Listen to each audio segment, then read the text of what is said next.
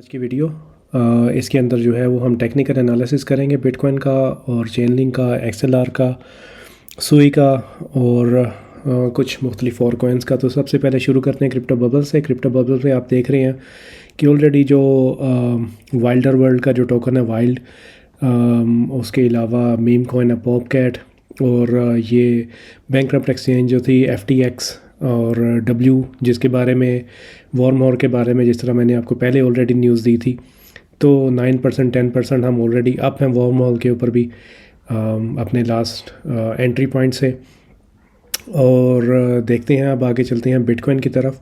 तो बिटकॉइन अगर देखें तो बिटकॉइन जो है वो एक इस तरह के जो है ना एक इसमें पैटर्न के अंदर कंसोलिडेट कर रहा है और मुझे लग रहा है कि बिटकॉइन जो है ना वो आने वाले मतलब कि नवंबर के अंदर या अक्टूबर के अंदर जो है ना बिटकॉइन पॉसिबल है कि बिटकॉइन जो है ना वो 51K को जो है वो टच करे और उसके बाद फिर जब इलेक्शंस ख़त्म होंगे तो हम आगे जाएंगे। उसकी वजह ये है कि मैंने आपसे पिछली दफ़ा शेयर की थी जॉब रिपोर्ट्स जो हैं वो बहुत ज़्यादा पॉजिटिव आई हैं और record number of jobs 2,54,000 jobs जो हैं वो मार्केट इसके अंदर जो ऐड हुई हैं, यानी कि 2,54,000 लोग एम्प्लॉयड हुए हैं। तो वो बहुत पॉजिटिव है। इससे ये हो सकता है कि Fed 50 basis point rate cut देने की बजाय 25 बेसिस पॉइंट रेट कर दें। और अगर हम देखें तो मार्केट जो है वो क्या एक्सपेक्ट कर रही है, तो ये यहाँ पर हम लोग देखें अगर तो 97% लोग जो एक्सपेक्ट कर रहे हैं वो 50 बेसिस पॉइंट जो है ना एक्सपेक्टेशंस है। तो 7 नवंबर को 33 डेज़ के अंदर जो है ये अगली फेड मीटिंग होगी, जिसके अंदर जो है जे पावल जो है वो अगले 3 महीनों का जो इंटरेस्ट रेट है उसको डिसाइड करेगा। और इंटरेस्ट रेट डिसाइड करने से जो है वो बहुत ज़्यादा इम्पैक्ट होता है मार्केट के ऊपर, क्योंकि अगर इंटरेस्ट रेट कट होता है तो बोरो करना आसान हो जाता है और फिर कंपनीज़ बोरो करती हैं और मार्केट के अंदर इन्वेस्ट करती हैं। तो उससे पॉसिबल है कि अगर वो 25% रेट कट दे हमें तो जो है मार्केट जो है वो थोड़ी सी बॉटम जो है ना वो मार्केट का आ सकता है। लेकिन इवेंचुअली जो है हम लोग तो सबसे पहले तो हम लोगों को 73K जो है अपना वो ब्रेक करना है और उसके बाद फिर जो है हमारे पास आगे डिफरेंट फिब लेवल्स हैं जो कि पॉसिबली है, क्या कहते हैं 83,000 तक। उसके बाद जो है वो हमारे पास नेक्स्ट टारगेट होगा। तो यहाँ पर हम लोग देखें तो पॉली मार्केट के ऊपर जहाँ पे बैटिंग हो रही है उसके अंदर डोनाल्ड ट्रंप के जीतने के चांसेस 49.9% है और कमला हैरिस के जीतने के चांसेस 49.3% है। डोनाल्ड ट्रंप जो है वो बहुत बुलिश है क्रिप्टो के लिए और कमला हैरिस जो है ये बहुत नेगेटिव है क्रिप्टो के लिए। तो अगर कमला हैरिस जो है अगर वो जीतेगी तो उससे पॉसिबल है कि जो है क्रिप्टो मार्केट जो है वो नीचे गिर जाए। लेकिन अगर डोनाल्ड ट्रंप जीतेगा तो फिर ट्रंप पंप जो है वो कन्फर्म है। तो लेट्स होप नवंबर के अंदर ये इलेक्शंस हो रहे हैं, तो देखते हैं कि क्या बनता है। उसके अलावा हम लोग अब देख लेते हैं XRP को। XRP की बहुत ज़्यादा बुलिश न्यूज़ है, बट XRP जो है वो बोरिंग टोकन है। ज़रा इसको हम देखते हैं मंथली के अंदर। तो अगर यहाँ पर देखें तो पॉसिबिलिटी है हमारे पास कि हम अगर ये ट्रेंड लाइन को अगर हम लोग फॉलो करें तो हम इवेंचुअली जो है वो $1 को हिट करेंगे।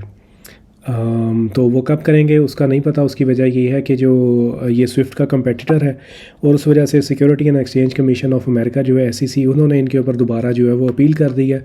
लेट्स सी कितना टाइम लगता है। पॉसिबल है कि जो ये वाली बुल रन भी जो है ये वाला टोकन जो है ये मिस कर दे और 2026 तक जो है ये वाला 2026 के एंड तक जो है ये केस जो है ना लटक जाए।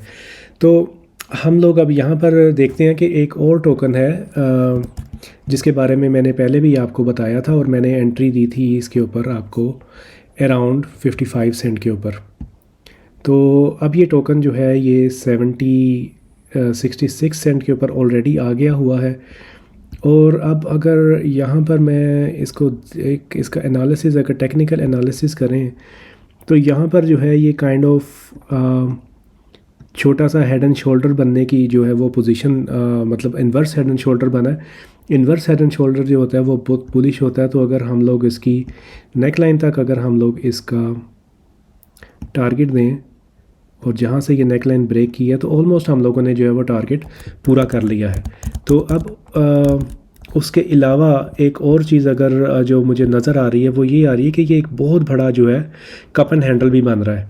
ये देख रहे हैं आप, ये यहाँ पे कप बन रहा है और यहाँ पे ये ऐसे हैंडल है कप का। तो कप एंड हैंडल भी जो है वो बुलिश होता है। तो अगर हम कप एंड हैंडल का अगर हम लोग टारगेट लें तो यहाँ से अगर ये ब्रेक करेगा तो कह सकते हैं कि ये अराउंड 96 या फिर डॉलर तक जो है ये इसके ऊपर चांसेस हैं। तो यहाँ से अगर हम जाएं डॉलर तक तो अराउंड 52% जो है वो पॉसिबल है कि हम लोग XLR के अंदर जो है वो हम लोग पैसे बना सकते हैं। और इट इज़ ऑल्सो पॉसिबल कि इसका जो टारगेट है, आई थिंक कि अगर आप लोगों ने इसके अंदर अभी एंट्री नहीं ली और आपने एंट्री लेनी है तो आई थिंक कि 57-58 सेंट जो है इट इज़ पॉसिबल 57-58 सेंट जो है वो ये जो है टच करेगा। तो ये हो गई जी AXL की एंट्री। उसके बाद XRP हम लोगों ने बात कर ली, बिटकॉइन की हम लोगों ने बात कर ली। तो अब मार्केट के अंदर देखने के अंदर ये आ रहा है कि जो नए कॉइन्स हैं, फॉर एग्जांपल जिस तरह के सुई है और सोलाना है, उन्होंने जो पुराने कॉइन्स है फॉर एग्जांपल एथेरियम है उनको उठा के बाहर फेंक दिया। सुई जो है वो बहुत ज़्यादा बुलिश है। अगर मैं सुई के ऊपर आपको लेकर चलता हूँ तो यहाँ पर आप देखें कि सुई की एंट्री जो थी वो मैंने दी थी यहाँ पर मैंने दी थी सुई की एंट्री इस चैनल के ऊपर अराउंड $1 के ऊपर। और वहाँ से अगर ऑल टाइम हाई देखें तो कितना बनता है जी 83%। और अगर हम लोग करंट लेवल के ऊपर देखें तो करंट लेवल से अराउंड 57% जो है वो हम लोग ऑलरेडी इसके अंदर पैसे बना चुके हैं। मुझे लग रहा है कि जो है इसकी जो री एंट्री है आई थिंक कि वो ये लेवल जो है वो ये टेस्ट होगा 150 के आसपास जो है वो लगाना चाहिए अगर आप इसके अंदर एंट्री लेना चाहते हैं। तो उसके अलावा जो है फिर 116 जो है 116 भी जो है वो एक अच्छी एंट्री बन सकती है। लेकिन अभी ये काफ़ी बुलिश लग रहा है तो क्योंकि ये अपना ऑल टाइम हाई ब्रेक करने लगा है। और फिर उसके इवेंचुअली उसके बाद जो टारगेट जो हमारे पास हैं इसके लिए वो 3 का है और इवेंचुअली हमारे पास 6x का भी है। तो अगर यहाँ से हम लोग देखें 6x तक तो अराउंड 300% का जो है इसके अंदर पॉसिबल है ये जो है ये ऊपर जाए। बिटकॉइन जो है वो पॉसिबल है कि 52K को टच करेगा, मैंने जिस तरह आपको पहले बताया इस मंथ या नेक्स्ट मंथ। और फिर इवेंचुअली जो है फरवरी मार्च अप्रैल के अंदर हम लोग जो है वो ऑल टाइम हाई ब्रेक कर रहे होंगे बिटकॉइन की।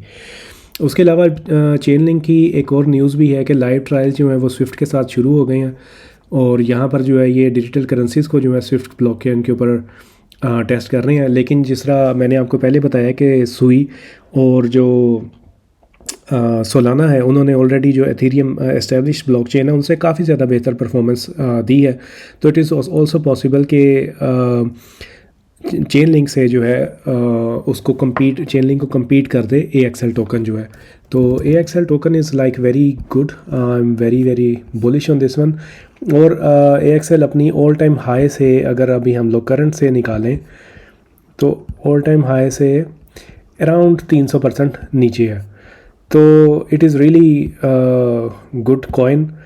और इसके अलावा लेट मी सी कोई कॉइन रह तो नहीं गया। AXL की बात हो गई, चेन लिंक की बात हो गई, एथेरियम की हो गई, हाँ जी। और उसके एथेरियम की बात नहीं हुई तो फिर हम एथेरियम पे चले जाते हैं क्योंकि एथेरियम भी एक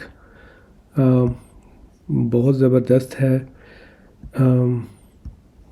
तो यहाँ पर जो मेरा टारगेट है आई थिंक एथेरियम जो है वो 2000K को टच करेगा और इवेंचुअली 2000K को टच करने के बाद ये अपनी ऑल टाइम हाई जो है जो $4000 की है उसको ये ब्रेक करेगा।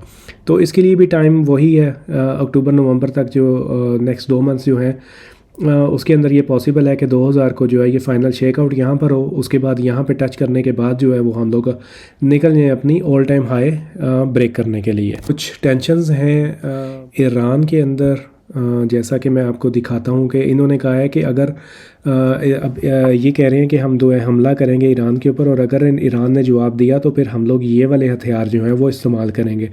तो इससे जो है ना वो ये लग रहा है कि रीजन के अंदर जो है वो वॉर ब्रेकआउट हो जाएगी।